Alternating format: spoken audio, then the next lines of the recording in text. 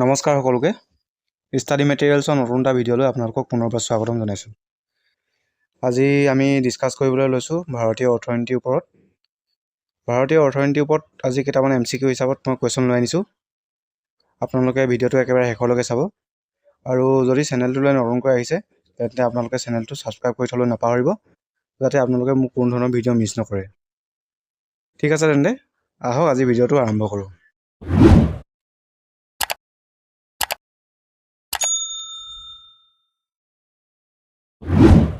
First question, who is known as the father of economics? ইকনমিক্সৰ পিতৃ হিচাপে কাক জনা যায়? ইয়াৰ কাৰেক্ট আনচাৰ হৈছে অপশ্যন চি, আডাম স্মিথ। এখেতৰ এখন বিখ্যাত গ্ৰন্থ আছে, সেই গ্ৰন্থখনৰ নাম হৈছে the wealth of nation. Wealth of nations.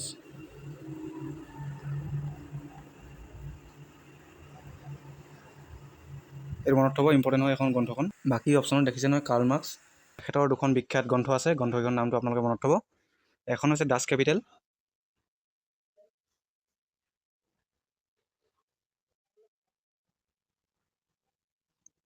Does capital, আৰু আনখন দ্য কমিউনিষ্ট মেনিফেষ্টো।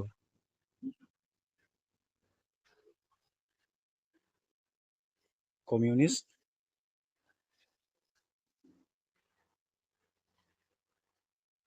মেনিফেষ্টো। ঠিক আছে, গ্ৰন্থকেইখন আপোনালোকে লিখি ল'ব লগে লগে বহীত। এতিয়া নেক্সট কুৱেশ্যনটো চাওঁ আহক।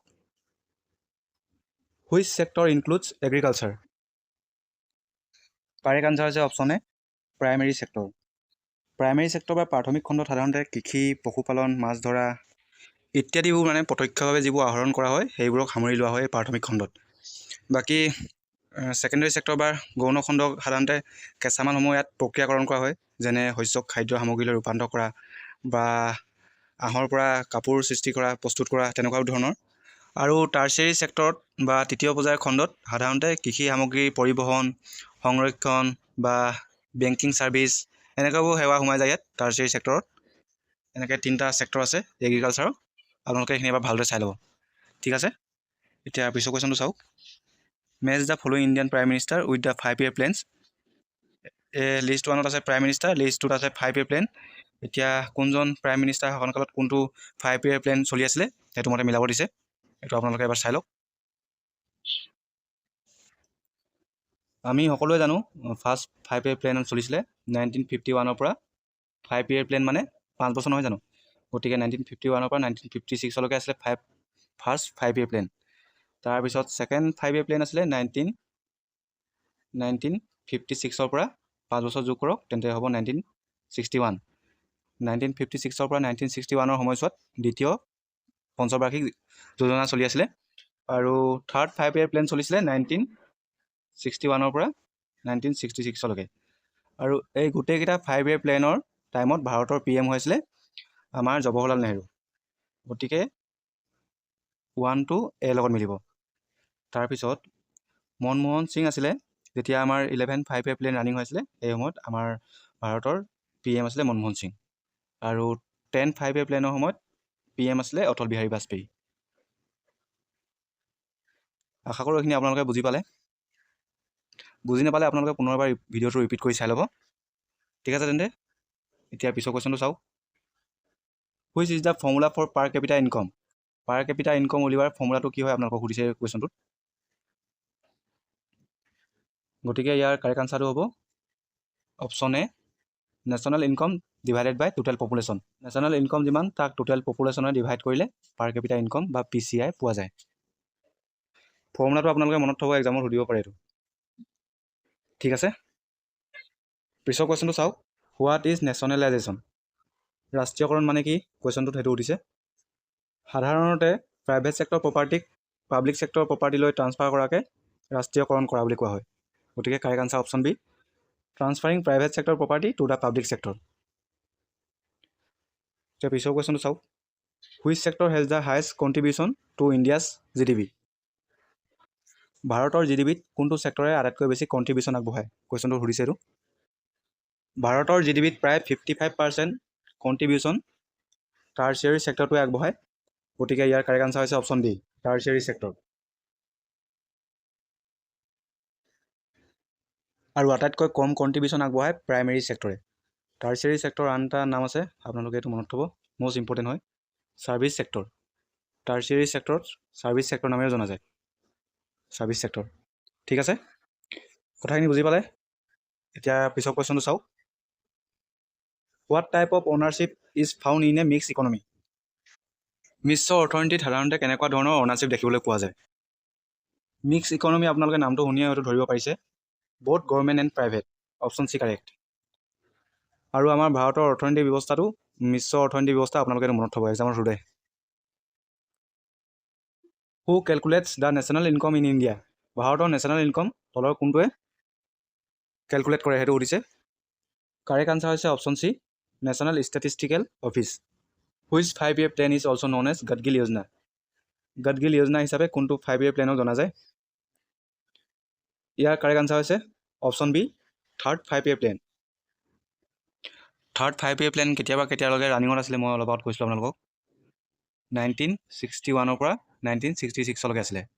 এই 5 year প্লেনখিনি আপোনালোকে ভালদৰে চাই ল'ব দেই, এইখিনি ইয়াৰ পৰা বহুত কুৱেশ্যন আহে এক্সামত। ইকনমিক্সত এই 5 year প্লেনখিনিয়ে মেইন, আৰু বেলেগ ইম্পৰ্টেণ্ট টপিকো আছে বাৰু ইকনমিক্সত, তাৰ ভিতৰত এই 5 year প্লেনখিনি ইম্পৰ্টেণ্ট হয়। বাকী ছেকেণ্ড 5 year প্লেন ৰানিঙত আছিলে 1956 পৰা 61লৈকে। 1956 পৰা 61লৈকে ছেকেণ্ড 5 year প্লেন ৰানিঙত আছিলে, আৰু ছেকেণ্ড 5 year প্লেনক মহালানবিছ মডেল বুলি জনা যায়। মষ্ট ইম্পৰ্টেণ্ট, আপোনালোকে এইখিনি মনত থ'ব,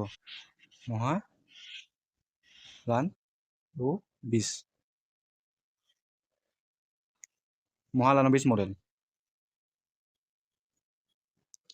ঠিক আছে, এইটো ইম্পৰ্টেণ্ট হয় দেই, এইটো কেইবাবাৰো কৈছোঁ ইম্পৰ্টেণ্ট বুলি।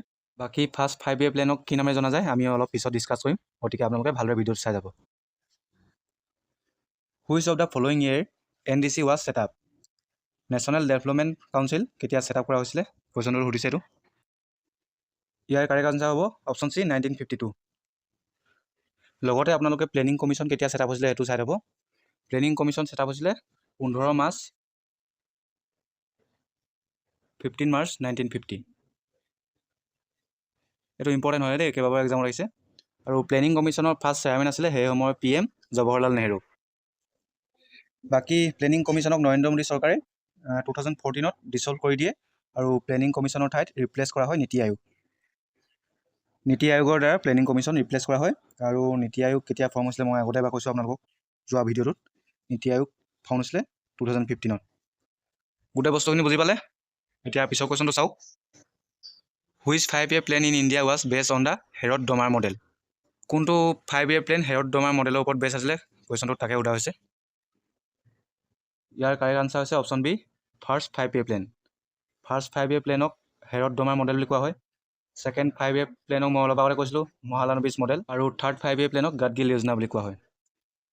সেইখিনি মই আগতে এবাৰ ডিছকাছ কৰিলোঁ। গতিকে এতিয়া পিছৰ কুৱেশ্যনটো চাওক। In which 5 year plan lowest growth rate recorded? কোনটো 5 year প্লেনত গ্ৰথ ৰেটটো একেবাৰে লৱেষ্ট হৈছিলে সেইটো সুধিছে। ইয়াৰ কাৰেক্ট আনচাৰ হৈছে option B, third 5 year plan. Third 5 year plan কিমানৰ পৰা কিমানলৈকে হৈছিলে মই কৈছিলোঁ 1961 পৰা 66লৈকে। আৰু থাৰ্ড 5 year প্লেন ৰানিঙৰ টাইমতে 1962ত ইণ্ডিয়া আৰু চীনৰ মাজত যুদ্ধ হৈছিলে। 1962 চীন আৰু ভাৰতৰ মাজত যুদ্ধৰ পিছতে আকৌ পুনৰ 1965ত ইণ্ডিয়া আৰু পাকিস্তানৰ মাজত যুদ্ধ হৈছিলে। আৰু এই যুদ্ধ বিগ্ৰহসমূহৰ কাৰণে থাৰ্ড 5 year প্লেনত তেওঁলোকে যেনেকৈ গ্ৰ'থ ৰেটটো টাৰ্গেট কৰিছিলে তেনেকৈ ৰিজাল্ট পোৱা নাছিলে। ঠিক আছে, গতিকে ইয়াৰ কাৰেক্ট আনচাৰ হৈছে অপশ্যন বি। এতিয়া পিছৰ কুৱেশ্যনটো চাওক। What was the prime target of the first 5 year plan of India? First 5 year প্লেনৰ মেইন টাৰ্গেটটো কি আছিলে, প্ৰাইম টাৰ্গেটটো সেইটো সুধিছে। ফাৰ্ষ্ট 5 year প্লেনৰ যিটো টাৰ্গেট আছিলে সেই টাৰ্গেটটো হৈছে development of agriculture. Correct answer option B. আৰু ডেভেলপমেণ্ট অফ দ্য ইণ্ডাষ্ট্ৰিজ এইটো টাৰ্গেটটো আছিলে ছেকেণ্ড 5 year প্লেনৰ। ছেকেণ্ড 5 year প্লেনৰ টাৰ্গেটটো আছিলে মেইন টাৰ্গেটটো ডেভেলপমেণ্ট অফ দ্য ইণ্ডাষ্ট্ৰিজ। ঠিক আছে, এতিয়া পিছৰ কুৱেশ্যনটো চাওক। Which program given the slogan of garibi hatao? কোনটো 5 year প্লেনৰ সময়ত গৰিবী হটাও শ্লোগানটো দিয়া হৈছিলে? কাৰেক্ট আনচাৰটো হৈছে option D, fifth 5 year plan. আৰু সেইটো সময়ত ভাৰতৰ PM আছিলে ইন্দিৰা গান্ধী। আৰু ফিফ্থ 5 year প্লেনৰ টাইমিংটো হৈছে 1974 পৰা, এইটো খালি 5 year কমপ্লিট নহ'ল, 1978লৈকে হ'ল। কিয়নো এই ফিফ্থ 5 year প্লেনটো কমপ্লিট হোৱাৰ এবছৰ আগতেই জনতা পাৰ্টি চৰকাৰ শাসনলৈ আহিছিলে আৰু জনতা পাৰ্টি চৰকাৰে এই 5 year প্লেনটো টাৰ্মিনেট কৰি পিনি 5 year প্লেন ৰানিং কৰিছিলে। Next question, which of the following is an example of A micro' finance institution in India? তলৰ কোনটো মাইক্ৰ' ফাইনেন্স ইনষ্টিটিউশ্যনৰ এটা এক্সাম্পল হয় আপোনালোকে জনাওকচোন।